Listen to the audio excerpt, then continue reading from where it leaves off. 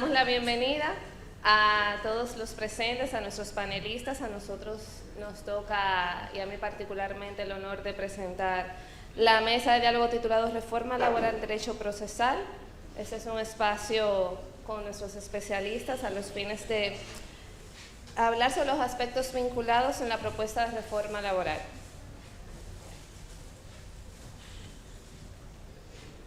Como sabemos, la actualización del derecho laboral constituye uno de los ejes sensibles dentro del debate de la reforma laboral, pues de ella depende no solo la eficiencia de la tutela judicial efectiva, sino también la garantía de los ejes y equilibrios ajustados a los estándares contemporáneos de la justicia.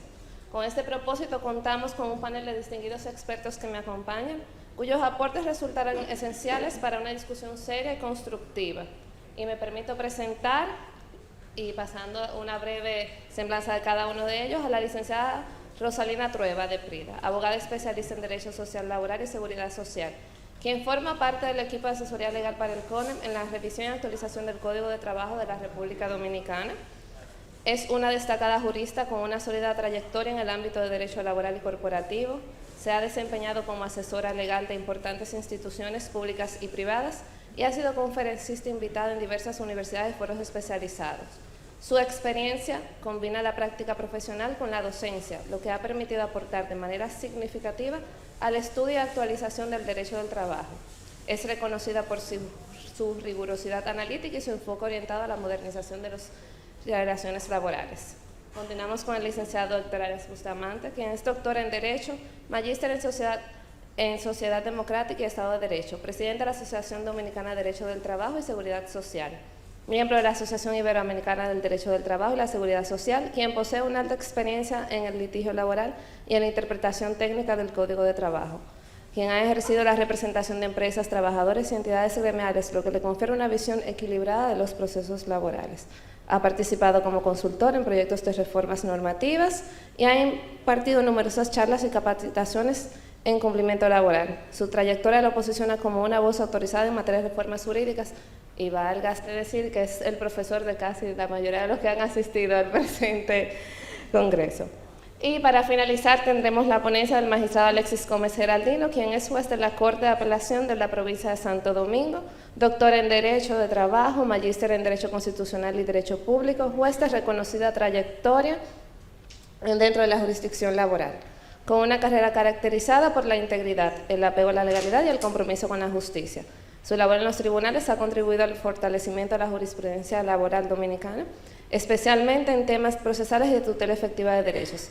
Ha sido un participante activo en mesas técnicas de análisis normativo y su experiencia aporta una perspectiva invaluable desde la Administración de Justicia.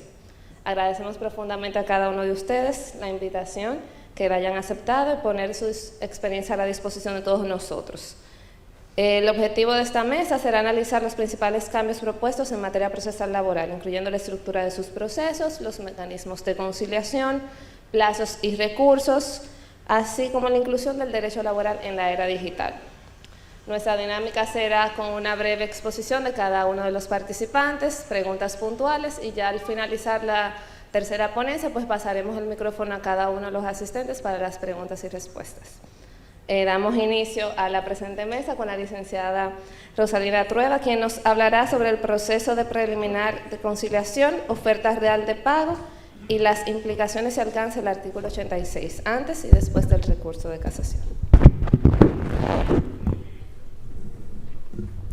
Muy buenos días a todos. Antes que nada, darle las gracias a la asociación por tomarme en cuenta e invitarme a este importante congreso. Amigos, colegas, profesores, honorables magistrados, gracias por estar un sábado a las 11 y pico de la mañana, luego de 3 días de ardua jornada, y mantenerse presentes aquí para terminarnos de escuchar a nosotros. Señores, estamos en un momento histórico, no solo porque la reforma laboral fue aprobada en segunda lectura en el Senado y hoy se encuentra en la Cámara de Diputados, sino porque por primera vez en décadas estamos ante un proceso que no nace de un sector ni de una sola voz, sino del consenso maduro del tripartismo dominicano. Gobiernos, trabajadores y empleadores cada uno con sus intereses distintos e incluso contrapuestos, lograron sentarse, escucharse, debatir y construir juntos un proyecto de modernización del Código Laboral. Ese consenso tan difícil de lograr en cualquier país del mundo es lo que legitima esta reforma, es lo que le da fuerza institucional y un profundo sentido democrático. El tripartismo dominicano demostró que cuando el país decide avanzar con responsabilidad y rigor técnico, puede hacerlo sin fracturas, sin imposiciones y con visión de futuro. Hoy no venimos a discutir artículos aislados, venimos a hablar de algo más grande: el futuro de la justicia laboral dominicana en las próximas décadas. Paso inmediatamente a mencionarles de manera breve las transformaciones procesales más importantes que cambian el sistema actual del derecho del trabajo en la República Dominicana. El juez conciliador especializado. Por primera vez, el sistema contará con un juez conciliador especializado dotado de formación en negociación, mediación y gestión de conflictos. Este juez facilita acuerdos, evita juicios innecesarios, reduce costos y humaniza el proceso laboral. La creación de un juez conciliador, entendemos, evitará más del 70% de los casos laborales. La mayoría de los casos laborales no necesitan prolongarse en los tribunales por 5, 6, 7, 10 años. La mayoría de los litigios laborales o de las diferencias laborales, entendemos, se solucionarán con un proceso de mediación correcto, invitando a las partes a sentarse una frente a la otra para entender los verdaderos conflictos que la llevaron a interponer una demanda. Esa oportunidad tendrá un valor inmenso para ambas partes y estamos seguros no solamente ayudará a construir consensos robustos, sino que descongestionará en gran medida los conflictos y los procesos en los tribunales. Este proceso exige por primera vez la presencia directa del trabajador y el empleador deberá hacerse representar por una persona que tenga capacidad para lograr esos acuerdos. La comparecencia personal corrige la representación sin información, acuerdos no autorizados y retrasos en el proceso. Garantiza transparencia, decisiones formadas y determinará de manera fácil por qué dio lugar una diferencia, por qué se generó esa diferencia al momento de la ruptura de un contrato de trabajo. Señores, muchas veces estamos hablando de cantidades de dinero ínfimas, de un no pago de salario de Navidad, de un disfrute de vacaciones incompletos, sin necesidad de llevar este proceso hasta la Suprema Corte de Justicia. Otro punto importante que se ha logrado con la reforma es la ampliación de los plazos procesales. Para comunicar el despido y la dimisión, 5 días. Para consignar el monto al que hemos sido condenados por una sentencia de primer grado, 8 días. ¿Por qué son importantes estos plazos? El plazo previo para comunicar el despido era solo de 48 horas. Esto generaba litigios artificiales, impedían que el empleador pudiese justificar sus faltas, documentarlas, verificarlas y comunicar con rigor esa comunicación tanto al trabajador como al Ministerio de Trabajo, y lo propio ocurre con la dimisión. El plazo para hacer la consignación sobre una suma a la que ha sido condenada la parte perniciosa en primer grado se amplía a 8 días que permiten obtener certificaciones, organizar pagos y evitar ejecuciones injustificadas de las que todos los que representamos empleadores hemos sido víctimas. La eliminación del duplo del artículo 549, y creo que este es uno de los mayores logros que tiene un impacto inmenso, no solo en las grandes empresas, sino en las pymes y en las MIPYMES, y en el ejercicio y la posibilidad de acceder a la justicia. Se eliminó la obligación de consignar el duplo de la condenación de la sentencia de primer grado. Solo se consignará el monto real a que ha sido condenado una empresa. Esto violaba, señores, el acceso real a la justicia y forzaba quiebras y conciliaciones bajo presión. ¿Cuántos de nosotros que representamos empresas no hemos tenido clientes que tienen la seguridad de que, conociendo su caso en una corte de trabajo, pueden obtener ganancia de causa, y simplemente no lo hacían por el hecho de que consignar el doble de la suma a la que fue condenado podía llevarlos a la quiebra o les imposibilitaba continuar conociendo su proceso. Esto definitivamente que democratiza el derecho a apelar y evita abusos. La sentencia de primer grado va a venir con una disposición autorizando la consignación también de esa suma a la que ha sido condenada la parte perniciosa. Esa parte procesal y administrativa de acudir al juez de los referimientos o de administrativamente solicitar esa certificación en un plazo cortísimo, donde teníamos que hacer malabares para lograr luego consignar esa suma por ante la entidad bancaria, acaba de no solamente con el plazo, lograr que sea en un plazo más largo y darnos mayor flexibilidad a los que representamos la parte perniciosa. Normalmente el empleador es el que tiene que consignar, sino también que ya no tenemos que hacer el proceso administrativo de solicitar esa certificación, porque la propia sentencia ya va a venir con esa autorización que va a permitir al banco consignar esa suma. El depósito liberatorio, que es un tema que ya no voy a abundar porque se debatió en el panel anterior con relación a la oferta real de pago, donde tendremos la posibilidad de consignar la suma que entiende el empleador por concepto de prestaciones laborales en la cuenta de la nómina del trabajador. Es también una garantía que va a permitir al empleador cumplir con el pago de las prestaciones dentro del plazo de 10 días que indica el Código de Trabajo. Yo no sé ustedes, pero los abogados litigantes, que somos practicantes día a día del derecho del trabajo, no son una ni dos las veces que no hemos tenido que montar con algo así, andar media ciudad, cuando no tenemos el domicilio, como se explicó ahorita, para poder hacer una oferta real de pago efectiva en manos de ese trabajador. Esa parte va a simplificar muchísimo el proceso y nos va a permitir cumplir dentro de los 10 días de plazo que prevé el Código con el pago de esas prestaciones. Los embargos van a tener unas formalidades adicionales que van a asegurar y van a dar garantía y seguridad jurídica al proceso. Los embargos tendrán que ser grabados y los bienes van a poder permanecer en manos del empleador. Me voy ahora a la parte para mí crucial de mi ponencia. Y quiero aquí venir a decir la verdad y mi postura sobre el artículo 86.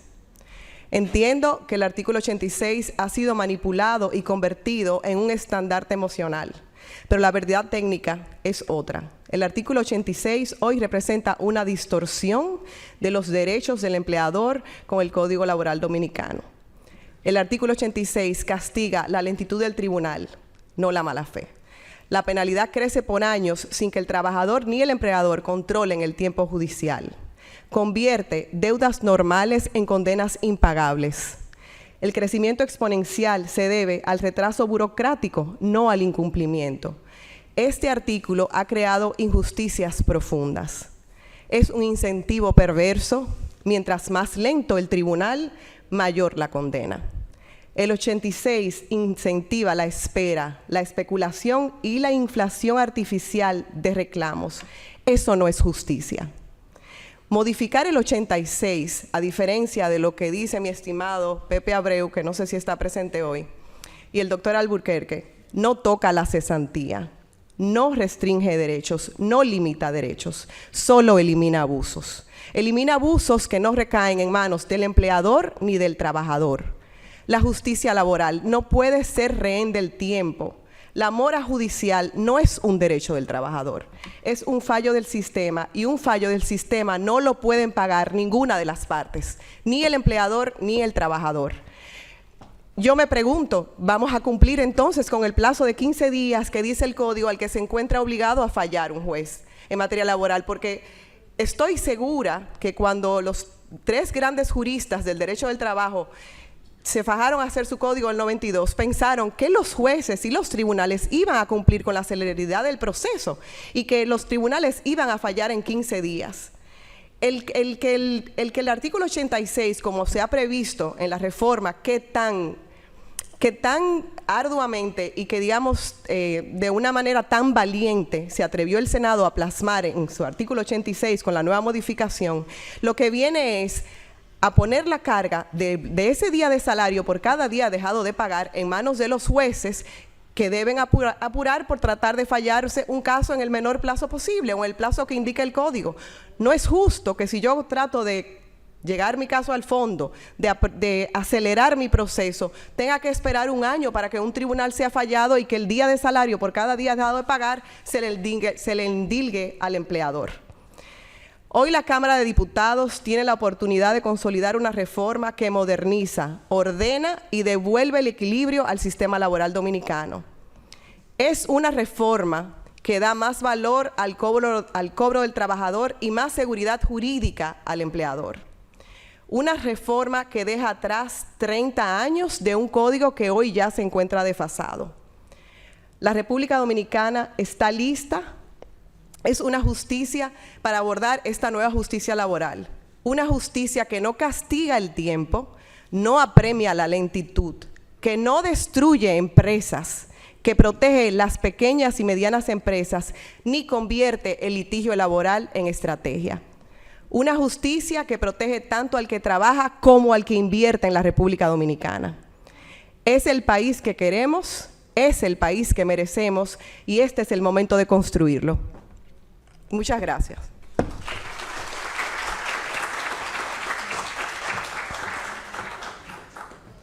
Muchas gracias a la licenciada Trueba. Aquí tengo unas preguntitas puntuales para usted. La reforma tiene ajustes importantes en lo que significa el proceso conciliatorio. ¿Considera usted que esta nueva fase será una ventaja o una desventaja tanto para trabajadores como empleadores? Yo creo que será una gran ventaja para ambas partes porque al final el trabajador lo que quiere es que se le solucione su conflicto y que se le sea pagado lo que se le adeuda. Y el empleador también que decida cumplir tendrá la oportunidad de entender bien qué es lo que quiere el trabajador, que muchas veces se confunde, como hablábamos anteriormente, con una dimisión donde nos bajan el artículo 97 entero. Y al momento en que los abogados recibimos esa demanda, no sabemos de qué nos vamos a defender, qué es lo que procura el trabajador. Cuando tengamos al trabajador de frente y que el trabajador nos diga qué es lo que realmente quiere, pues evidentemente tendremos la oportunidad de cumplir y resarcir cualquier equivocación, cualquier fallo o decidir continuar con un proceso si entendemos que no tiene ningún mérito. Pero esa oportunidad de por primera vez presenciar un proceso de conciliación que no creo que lo hayamos podido vivir ninguno de los abogados litigantes de este país, porque lo que subimos es a un tribunal donde nos dicen, ¿hay acuerdo entre las partes? No, se levanta acta de no acuerdo y pasen a la audiencia de conciliación. Va a ser una gran diferencia y va a eliminar conflictos, no los va a postergar y va a descongestionar los tribunales. Otra pregunta. Ahora sobre nuestro artículo 86. Estos cambios, desde su criterio, ¿corrigen las distorsiones actuales o crearán nuevos puntos de fricción entre el empleador y el trabajador? Yo entiendo que no, porque digamos que nuestro gran reclamo es que es indiscutible que cuando se aplica al artículo 86 es porque se adeuda una suma al trabajador o se adeuda una parte o esa suma ha sido pagada incompleta. Es indiscutible que el empleador tiene que cumplir con el pago de esa suma de manera correcta. Lo que es injusto es que ese día de salario por cada día dejado de pagar, aún reconociendo el empleador que adeuda una suma, se convierta en una suma millonaria a lo largo del tiempo y como decía antes, o sea, todo depende del tiempo que un juez se tome en fallar un expediente. Aquí lamentablemente hay tribunales que están muy congestionados, incluyendo la Suprema Corte de Justicia, y hemos visto expedientes que duran en fallarse 1 año, 2 años, 3 años. ¿Cómo es posible que ese día de salario se le cargue al empleador? No tiene ningún sentido, es un contrasentido, es un incentivo perverso que entiendo no fue concebido de esa manera porque el Código de Trabajo dice que los jueces deben fallar en 15 días. Si se fallara en 15 días, el empleador que debe pagar conociera en un plazo brevísimo en qué tiempo, o sea, cuánto es la suma a pagar. No 5, 6 o 7 años después con una penalidad de un día de salario por cada día dejado de pagar a lo largo del tiempo. Muchas gracias, licenciada Trova, por sus análisis. Continuamos con nuestro próximo expositor, el licenciado Héctor Arias, quien nos va a exponer sobre la composición de los juzgados de trabajo, las notificaciones a cargo de la secretaria del tribunal, los plazos procesales y el recurso de casación. Gracias. Muy buenos días a todos. Les agradezco su presencia. Por razones obvias, no voy a agradecer la invitación mía a este panel, pero les reitero mi agradecimiento por su presencia, por su persistencia, por su participación ya en la etapa final de este evento. Bueno, el tema es apasionante, está de moda y se ha debatido ya en el primer panel y luego en las conferencias y en las demás actividades de este Congreso. Eso hace que yo me refiera a aspectos muy puntuales que me inquietan.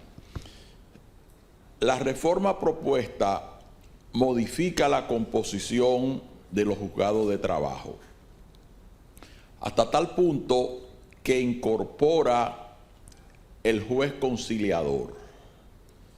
Ya los vocales no tendrían esa denominación de vocales, sino que serían conciliadores formados por el Ministerio de Trabajo. Pero el juez conciliador tendría un papel activo, se va a involucrar en la conciliación y tiene que ser así para asegurar la efectividad de la misma. No olvidemos que uno de los pilares del procedimiento del derecho laboral es la solución mediante la conciliación, mediante el entendimiento de los conflictos laborales, tanto los individuales como los colectivos. Por eso la conciliación se concibe en todo estado de causa. Ahora bien, me inquieta que en la propuesta de reforma se dice textualmente lo siguiente, en el artículo 467 que se pretende su modificación. En el procedimiento de conciliación, el juzgado sesionará válidamente con la presencia del juez conciliador o un suplente designado por el presidente del juzgado. Conforme tengo entendido, en nuestra organización judicial, la figura del juez suplente no está marcadamente definido. Sería que el presidente del tribunal pudiera nombrar a otro juez de fondo que haga las funciones de juez conciliador. Pudiera hacer eso cuando se habla de juez suplente. Pero ¿qué ocurre? Si un juez de fondo es designado para conocer la conciliación, automáticamente se invalida para conocer el fondo de ese proceso. Porque lo que se persigue es, con el juez conciliador, que él pueda intervenir directamente en la solución del conflicto en esa fase, pero al él involucrarse en la discusión de la conciliación, pudiera pensarse luego que si es el juez de fondo, ha prejuzgado el fondo del litigio. Por eso existe ese impedimento, pero la inquietud es, ¿quién es ese juez suplente? No puede ser un abogado ayudante. El legislador no ha definido eso.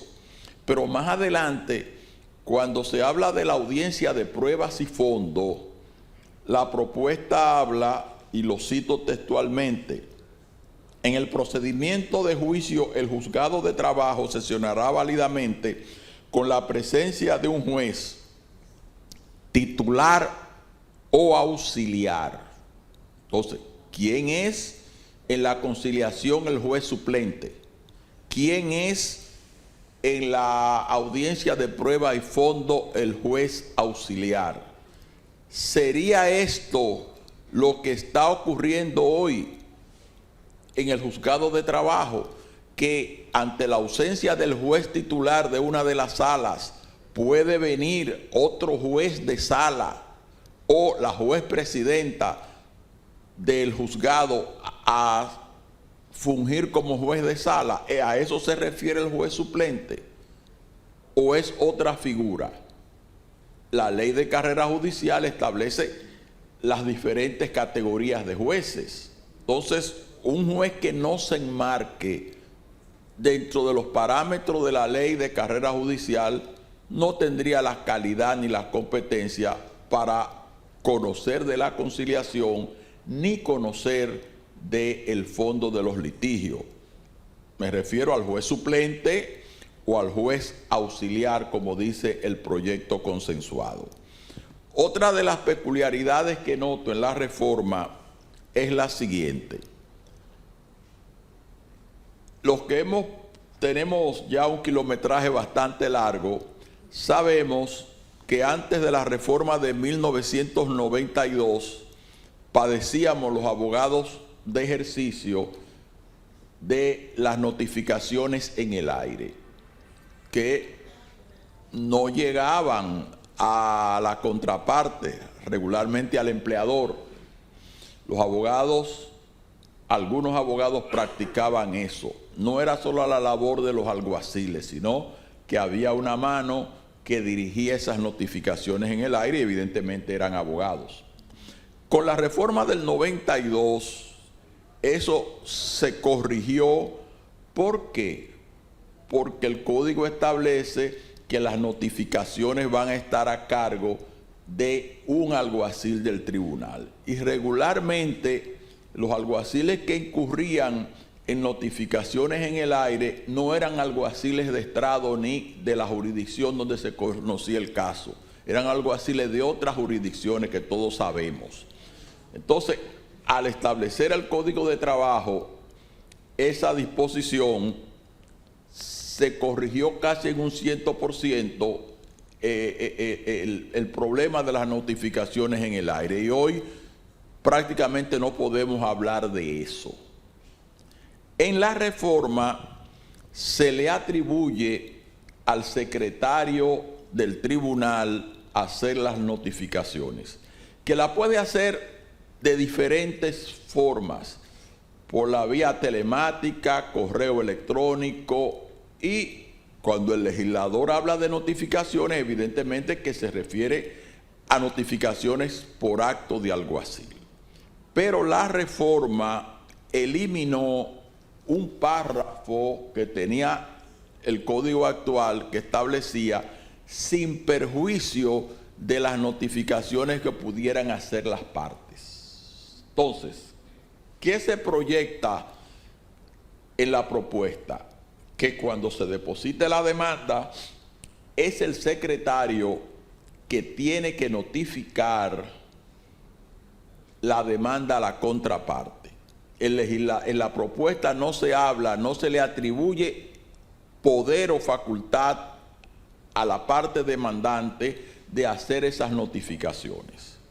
Hoy día, la organización de los tribunales, y eso lo explicaron en el Congreso anterior magistralmente los magistrados de la Corte de Trabajo de San Francisco de Macorís, hay un centro de notificaciones.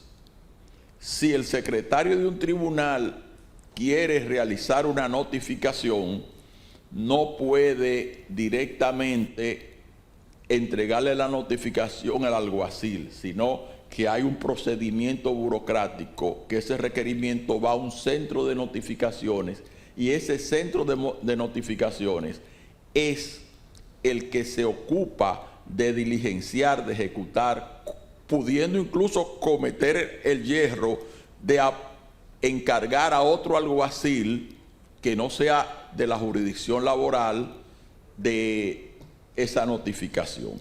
Si esa disposición se mantiene, eliminando la facultad que tiene la contraparte de hacer las notificaciones, va a crear un retardo en el procedimiento laboral. ¿Por qué? Porque muchas de esas audiencias de conciliación se van a tener que prorrogar porque la notificación o no se hizo dentro del plazo de ley. Los abogados somos auxiliares de la justicia. Cuando en la legislación actual se le otorga esa facultad a las partes, lo tienen que hacer conforme el código. Me refiero con un alguacil del tribunal que ha apoderado del conocimiento del caso. Por otra parte, está el tema de los plazos procesales. No me voy a referir a ellos en detalles porque ya Rosalina habló de ellos. Los que gastamos el tiempo en el estudio del derecho del trabajo, sobre todo en la parte procesal, vemos el carácter expreso del procedimiento laboral, que lo diferencia del procedimiento civil ordinario. La celeridad del proceso, que no está destinada a favorecer ni a uno ni a otro. Es una regla de juego para ambas partes. Ahora en la reforma, los plazos procesales se llevan al derecho común. Ahora se habla de la octava franca de ley, que es una regla del derecho común.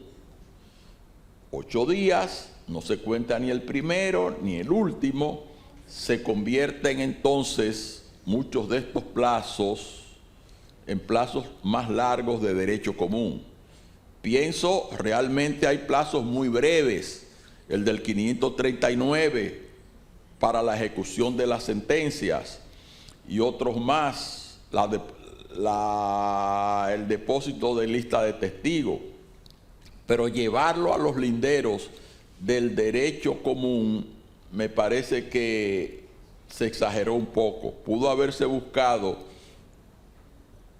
un intermedio para mantener la autonomía y el carácter de celeridad que adornan al procedimiento laboral. Pero es una reforma pactada, a mí me parece que se asemeja mucho a una negociación colectiva porque se hacen concesiones de ambas partes pura y simplemente, muchas veces sin la necesidad de analizar la naturaleza de la reforma que se pretende.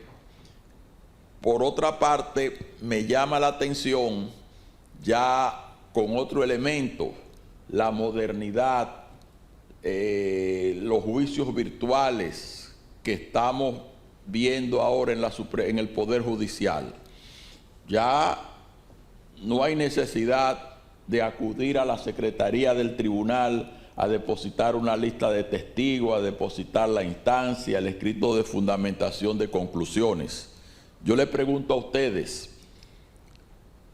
¿mantendrá vigencia el artículo 595 del Código de Trabajo, que habla de la naturaleza particular de los plazos procesales?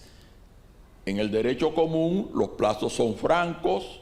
Si vencen un día no laborable, se extienden hasta el próximo día laborable. Derecho común. Sin embargo, el particularismo laboral habla que los días de fiesta no se toman en cuenta en el cómputo de los plazos.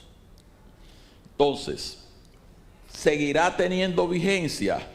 ¿Cuándo vencería un plazo?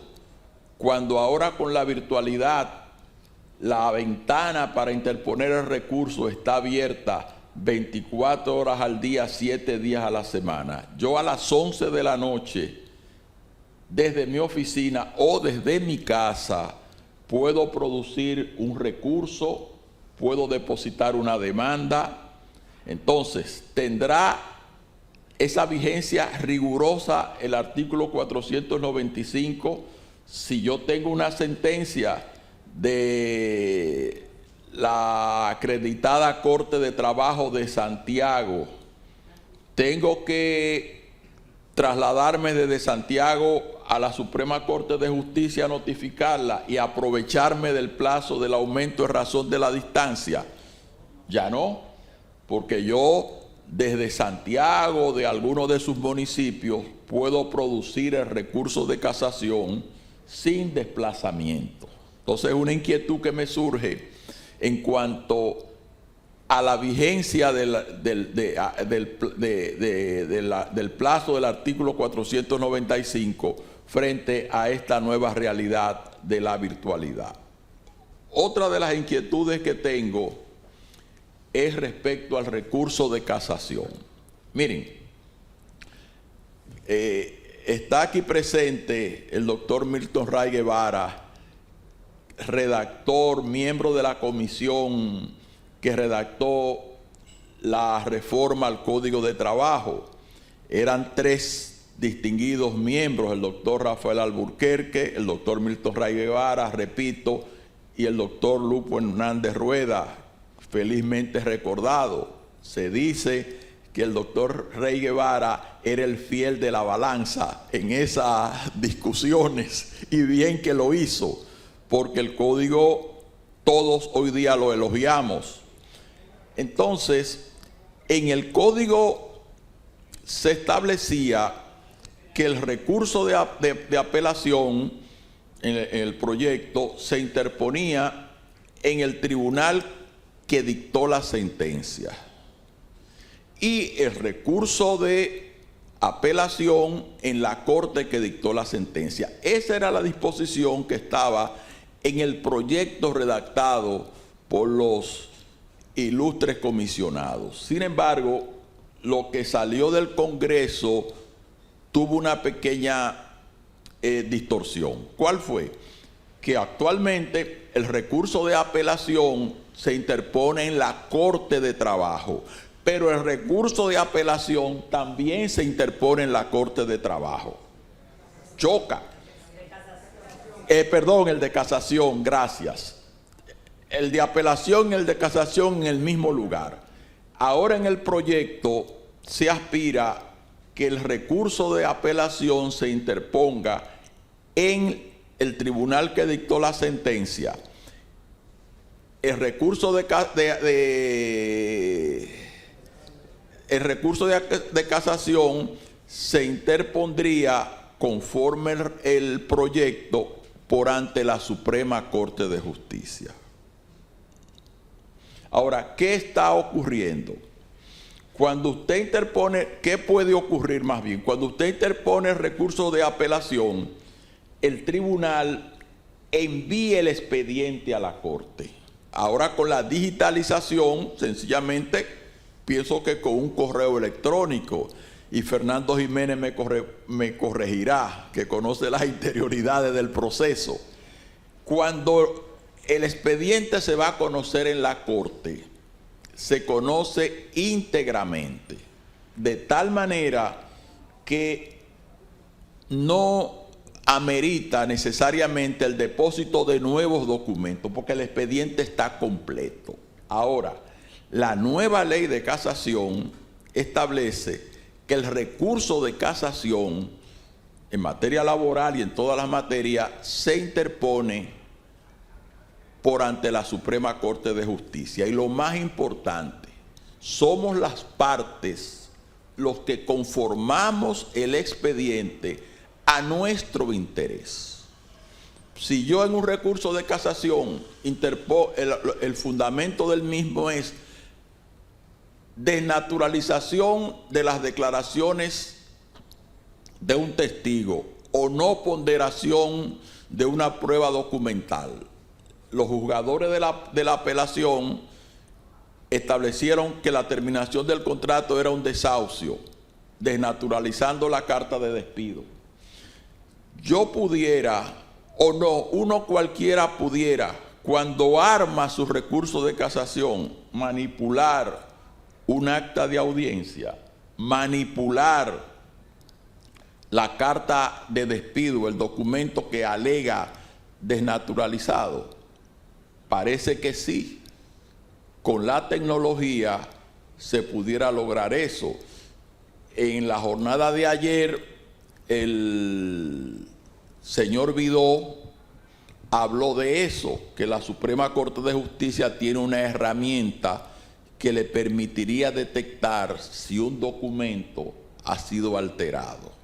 Lo ideal sería, para mí, que en la reforma al Código de Trabajo se mantuviera la autonomía del procedimiento laboral en el sentido de que el recurso de casación en materia laboral, me refiero, se interponga en la Corte que dictó la sentencia.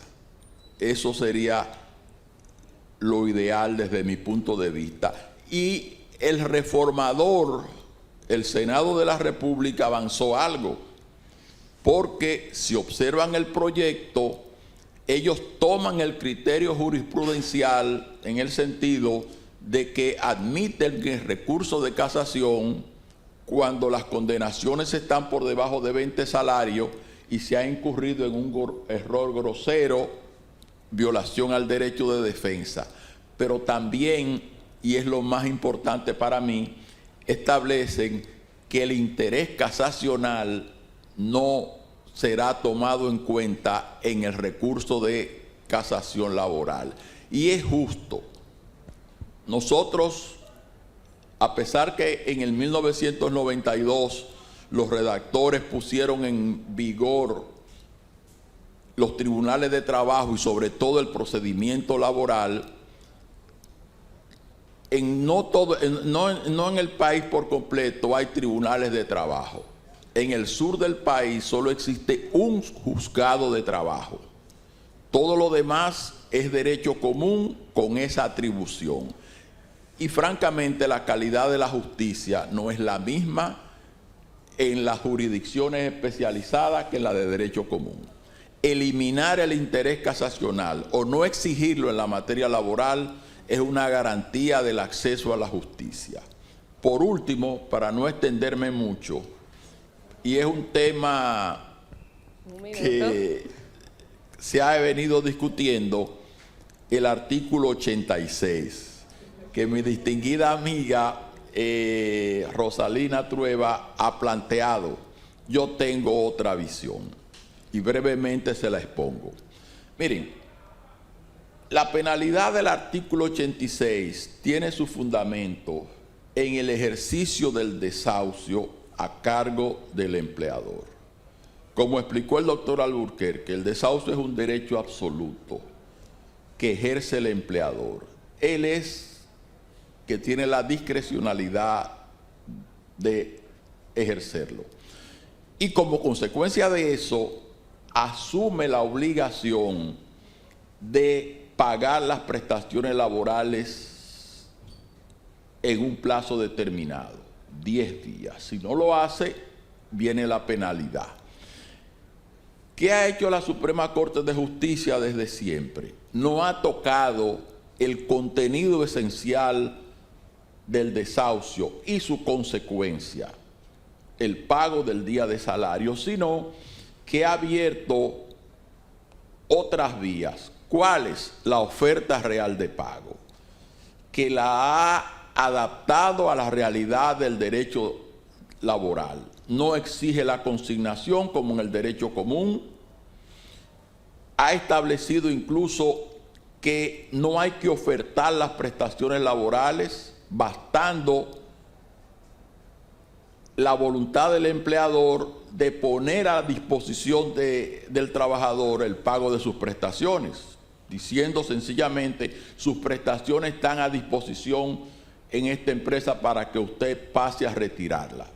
Todo eso dirigido a flexibilizar el tema del pago del día de salario. Yo creo que el remedio sería reforzar esas vías, esas soluciones que se le brindan al empleador para cumplir con su obligación.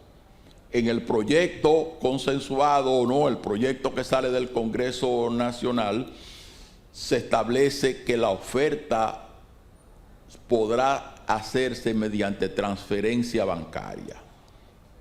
Efectivo.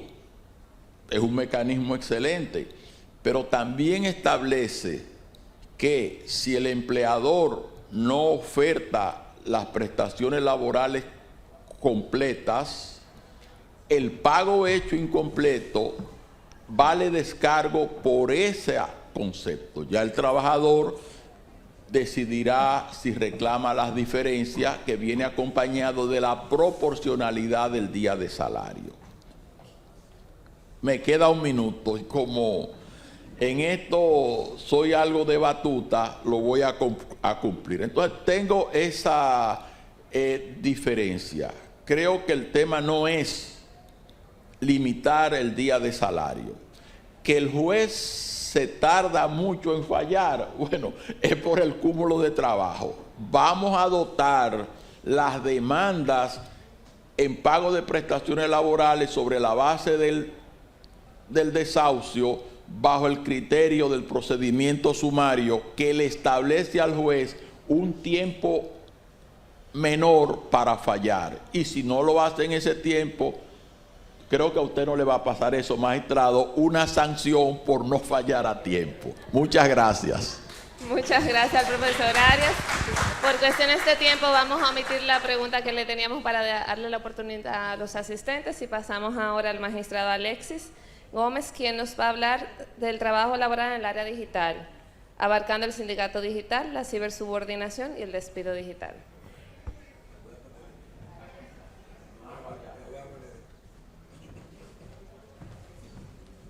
Me gusta. Muy bien. Le agradezco a la asociación de habernos invitado y a ustedes por compartir también esta mañana con nosotros. Después de todo lo que yo he escuchado y lo que hemos visto en estas jornadas que hemos tenido, yo siento que el Código de Trabajo ya está muriendo, queda poco tiempo. O sea, pero ha sido una de las cosas más beneficiosas que hemos tenido en todos estos años, eso no cabe duda. Pero es hora ya, no de morir, sino de volver, de resucitar, de volver de nuevo. Pero yo he escuchado poco de unos temas que, sin ser profeta, sin ser brujo ni nada de esas cosas, estoy convencido, totalmente convencido, de que son problemas o situaciones o hechos que se van a generar no en muchos años, sino vaticino que será ya el próximo año, a partir del próximo 2026.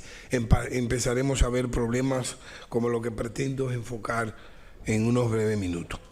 Lo primero, ya he visto en otros países lo que se denomina el sindicato digital.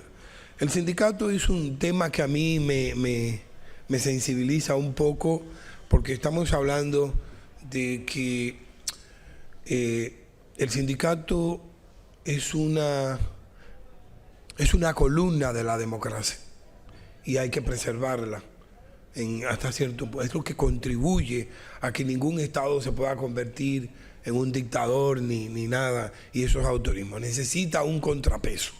Entonces es importante en esa parte. Ahora, ¿qué va a pasar?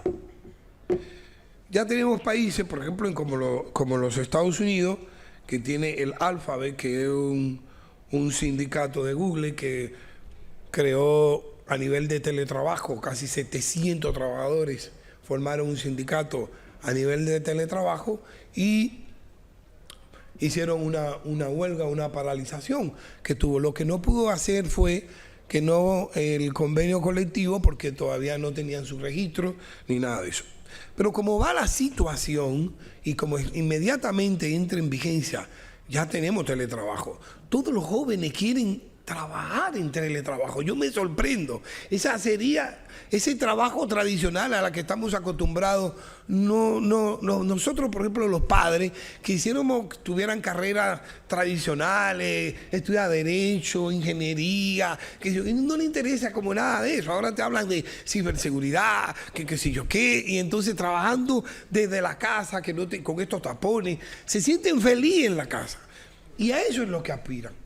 o a una forma mixta de presencial con teletrabajo. Esa es la combinación. Ese es lo que le gusta a los jóvenes y esa es la generación.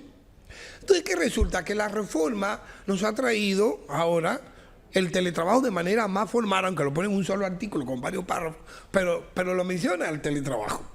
Entonces, ¿qué pasa con eso?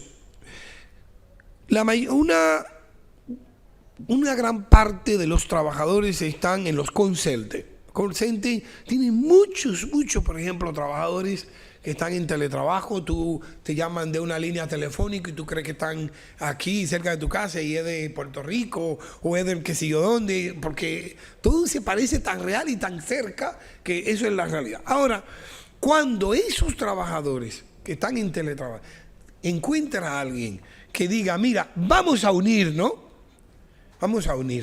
y vamos a formar un sindicato, sin conocerse. Están todos en teletrabajo. Puede ser lo mismo de una empresa o de otra empresa con otra empresa. Quieren formar un sindicato. Y eso es lo que se ha llamado un sindicato digital, como el Workstation, que también en los Estados Unidos formó ese sindicato. Y yo estoy seguro que no va a pasar mucho tiempo. El próximo año veremos algunos. ¿Cuál es el único? Eso tendría, al ver, problemas constitucionales, ninguno. Ningún problema constitucional. Porque la Constitución consagra ese derecho de asociarse y no pone ningún impedimento a que tú lo hagas presencial o lo hagas de manera virtual. Eso no tiene ninguna limitación. Problema legal, tampoco ninguno, porque no hay ninguna ley que diga que los sindicatos tienen que reunirse y formar la asamblea de manera obligatoria, tiene que ser de manera presencial. Pueden juntarse. Ahora, de manera administrativa, en el momento podría tener limitación, pero en el momento, porque la tendencia es que los gobiernos y todas las instituciones públicas se están con plataformas digitalizando, actualizando. Esa es la tendencia. El próximo año todo el mundo será su orgullo de que tendrá su plataforma. Entonces, ¿qué resulta? Que esos sindicatos de teletrabajo no van a tener un impedimento nada más que el administrativo, porque el registro sindical, la solicitud de registro sindical, la firma de los trabajadores que están formando el sindicato o la presencialidad para la conformación del sindicato, eso podría darse de manera presencial hasta que el Ministerio de Trabajo tenga ya la plataforma, como me imagino que la va a tener, porque así que está el Estado en esa línea, la va a tener. Pues entonces los trabajadores se reunirán por ti, todos por ti, harán su plataforma y van a firmar de manera digital. Y con sus firmas conformarán el sindicato, la llevarán al Ministerio de Trabajo en la misma plataforma, que me imagino que dentro de poco será así, y conformarán su sindicato digital. ¿Qué va a pasar? Un día tú escucharás que el call center te van a parar todas las llamadas. Eso no es una cosa que hay que descubrir la luna ni nada de eso, para ver que eso está a la vuelta de la esquina. Yo creo que es un tema que sí va a tener mucho de qué estudiar cuando empiecen a surgir los tipos de sindicatos, y será importante en un momento en que los sindicatos han sido muy cuestionados con ese tipo de cosas. Los estatutos, las negociaciones, todo eso se puede hacer por ti. Ya eso no es un obstáculo en estos tiempos. No lo será. Si no lo es ahora, no lo va a hacer en el 2026, que está a la vuelta de la esquina. De manera que sí. El segundo tema, voy a tocar tres, ese rápidamente. La cibersubordinación, y voy a hablar del despido digital y el despido con algunos inconvenientes de que la distinguida sentí que no había echado culpa a los tribunales porque estamos retrasados.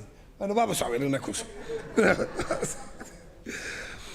En la cibersubordinación, un elemento, todos los laboralistas saben, y eso no hay que entrar en discusión porque eso es pasividad.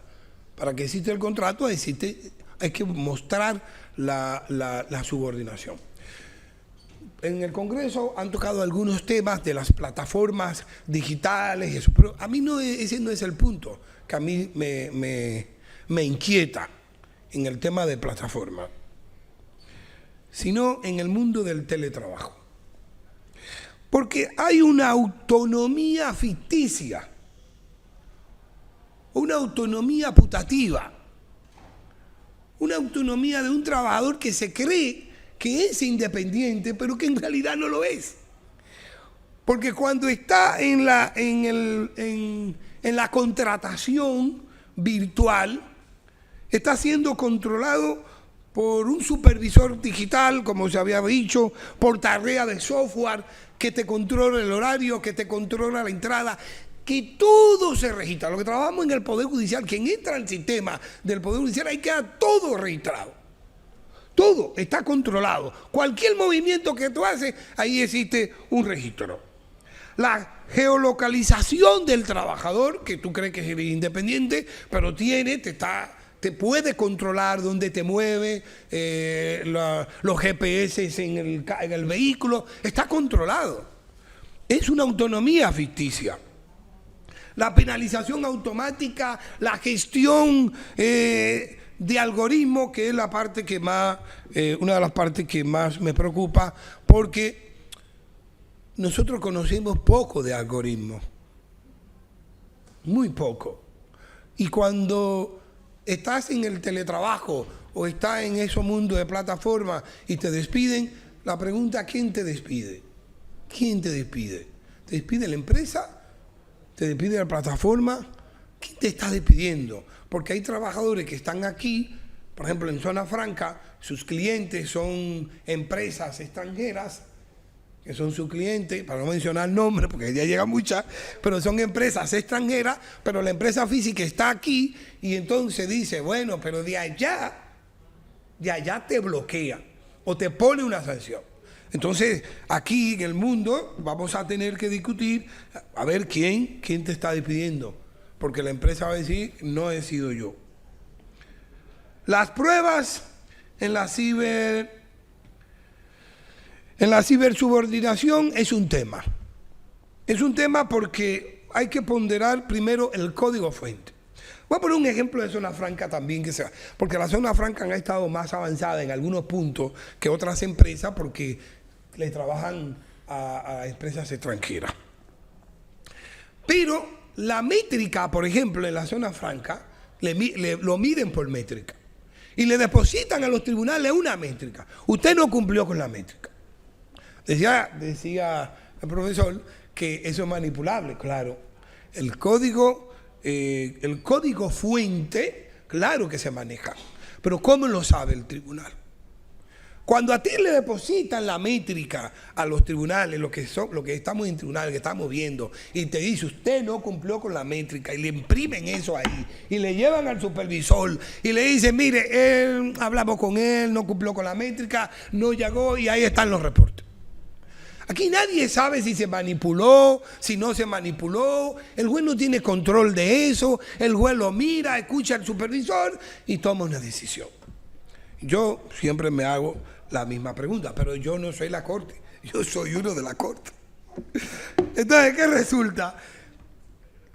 Estoy poniendo un ejemplo de algo sencillo como la métrica, donde tú no tienes el control.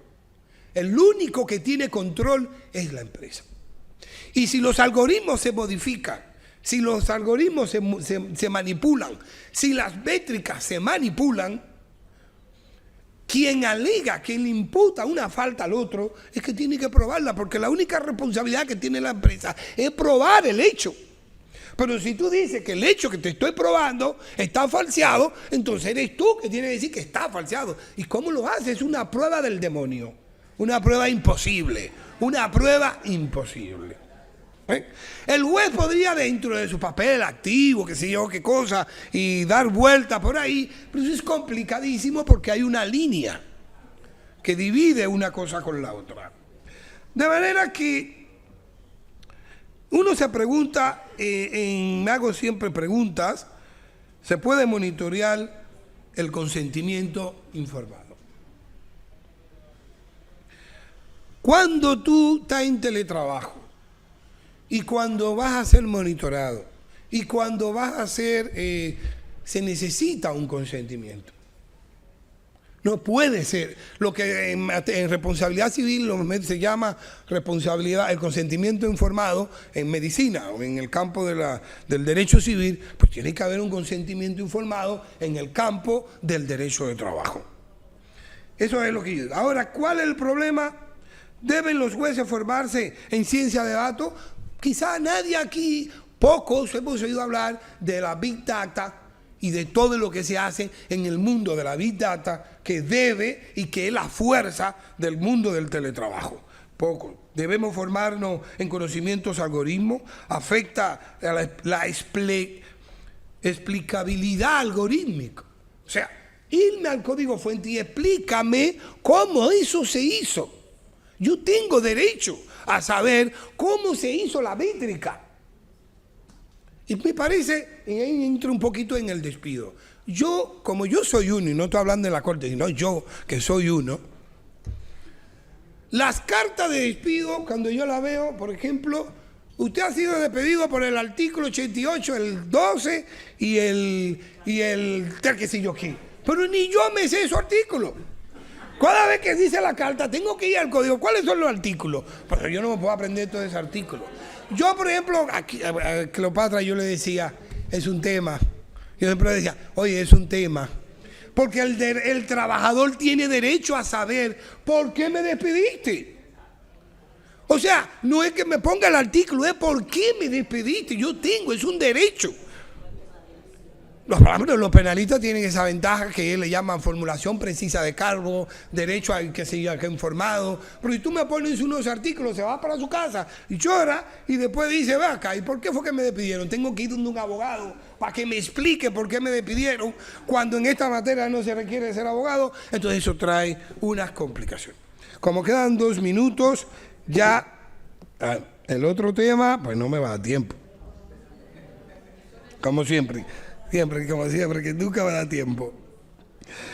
Bueno, pues entonces, le quería decir en el artículo, ya entrando ahí en el artículo 86, que dije que iba a hablar del despido, el desahucio es una voluntad que tiene una de las partes. Se supone que cuando te voy a desahuciar, ya yo estoy consciente que yo voy a pagar. Yo voy a pagar. Eso es. Entonces, dice, bueno, si no quiero pagar, pues no hago el desahucio. Pero si lo voy a pagar.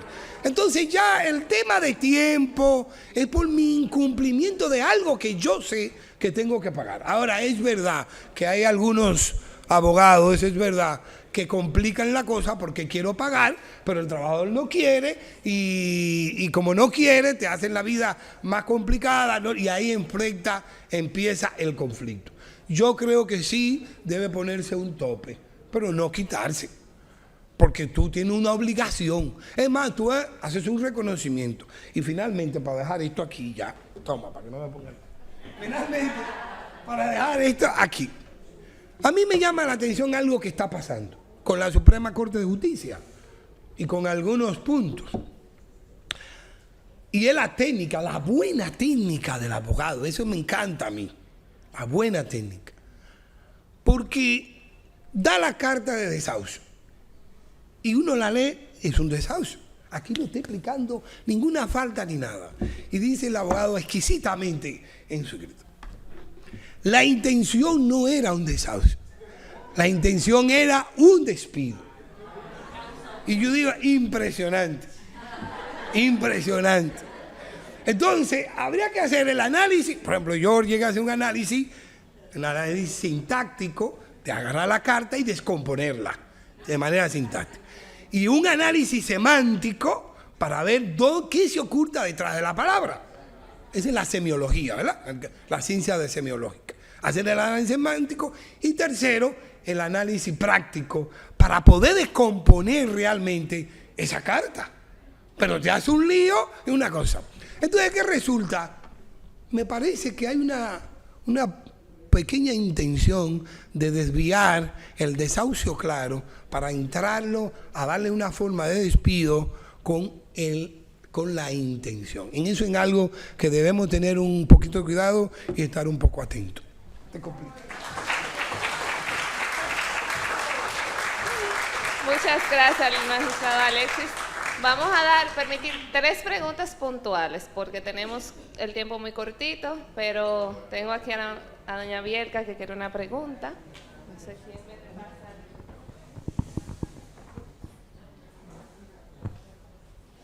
Respecto con el artículo 86, yo igual que la licenciada Trueba, quien fue mi alumna, asesora de su tesis y de quien me siento orgullosa. Realmente el artículo 86 no es tan fácil como lo dice el honorable magistrado, de que todo el que debe paga, o diría mi papá Hugo Morales, baja la cabeza. El que debe paga, pero hay muchísimos intríngulis en el pago, porque el salario en la República Dominicana es un tema discutible, porque con las diversas formas de pago del salario y todos los beneficios e ingresos colaterales que incluso no son cotizables a la seguridad social porque son salarios complementarios, son beneficios, son lunch and tickets, son compras en La Sirena, son vehículos, son gastos, son reembolsables o no. Son 11 o 20 tipos de beneficios que hoy en día el trabajador no estándar, es decir, no estoy hablando de quizás del operario común y por qué no también de lo común del de zona franca, que gana también incentivos especiales, que gana por producción, que gana. No es verdad que lo que yo debo pagar tan claramente yo lo sé.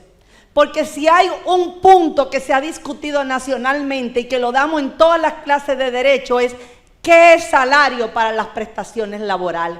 Entonces ese es un punto que yo también he refrendado en el país y digo que es el punto crucial de ver, porque yo te estoy ofertando tus 150,000 de prestaciones, pero tú dices que además ahí entra lo del gasto del combustible, que ahí entra el gasto hasta del alquiler de la casa cuando es un extranjero. Muchísimos ítems que todavía en este país y en la jurisprudencia sigue discutiéndose. Entonces, el empleador cree que paga bien o que ha pagado en esos 10 días. Entonces, esos 10 días ni siquiera dan para ponerse de acuerdo. En eso yo estoy de acuerdo con ella. Incluso en la reforma del código, señores, ni se acoge el criterio que nació en la primera sala laboral de Santiago a mano del magistrado Radamés Rodríguez, que hoy es presidente de corte, que fue el que se atrevió a crear la proporcionalidad del pago del salario y después lo acogió la Suprema y lo han acogido todos. Pero eso ni se pone en el proyecto del código cuando a nosotros los profesores nos enseñaron que las cosas discutibles es buena en el momento oportuno que se incluyan en el Código de Trabajo. Entonces, nosotros sí vemos necesario que el artículo 86 se revea y se pone limitaciones. Muchas gracias.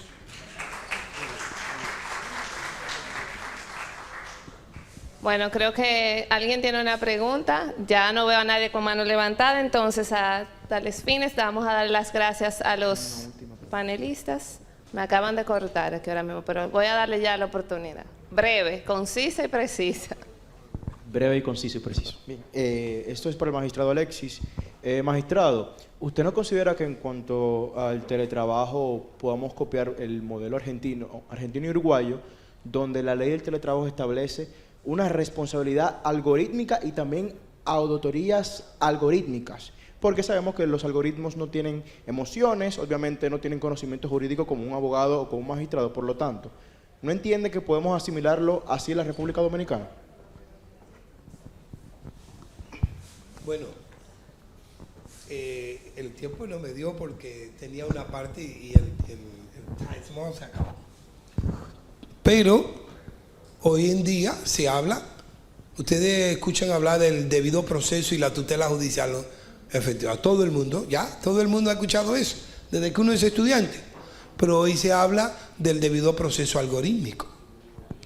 O sea, el debido proceso algorítmico, tarde o temprano, tendrá que considerarte como parte de los derechos fundamentales.